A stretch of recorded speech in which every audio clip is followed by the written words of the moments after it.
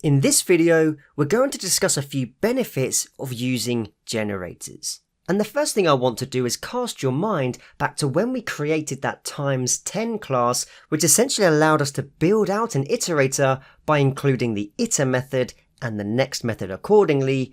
We handled the states of n and we compared it to max. We multiplied n by 10. We then incremented n by 1 and then returned the result.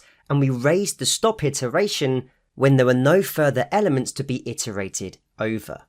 Now, to create this class, it's quite long and can also look quite confusing to those who are unfamiliar with this type of implementation. But the good news is we can create the same thing using a generator function, using much less code. So to recreate this, I could create a function called times 10, and then I can pass in a parameter called max, which will default to 0.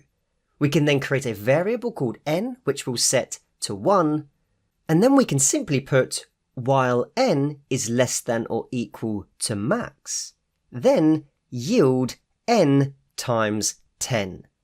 We then need n to be incremented by 1. And that's all we need to do. We know that generators keep track of all the details automatically, so this implementation is much more concise and so much easier to read. So let's create a variable called a, and we'll set this equal to times 10, and in brackets we'll pass in the max to be 3. We can now loop over our iterator object, which is a, so we can put for I in a, simply print I.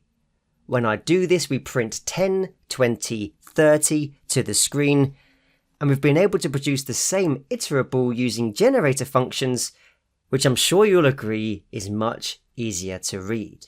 So the number one benefit, generator functions are easy to implement. Now the second benefit of using generators is that they are memory efficient. If we were to return a sequence using a normal function, it will create the entire sequence in memory before returning the result.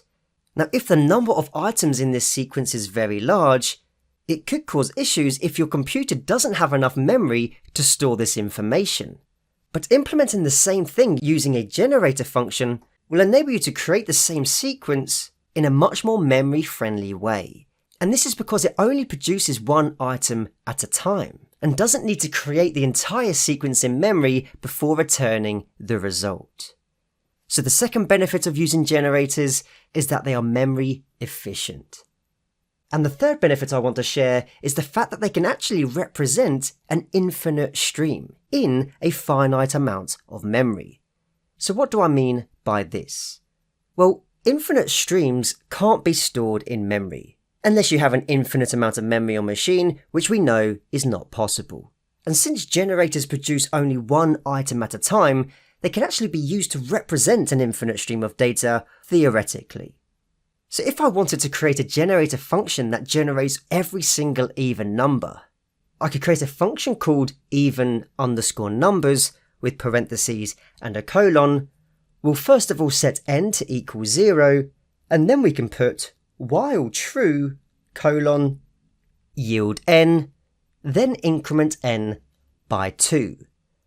So this generator function can actually generate all of the even numbers, since it will only access one item at a time when you iterate through the object. If you were to try to store all even numbers in a list, well, you'd need to create the entire sequence in memory first, but seeing as there is an endless amount of even numbers, it would never get to the point where it's returned. So the third benefit of using generators is that they can actually represent infinite streams. So hopefully the last few videos have shown you how generators can be used and how they're beneficial.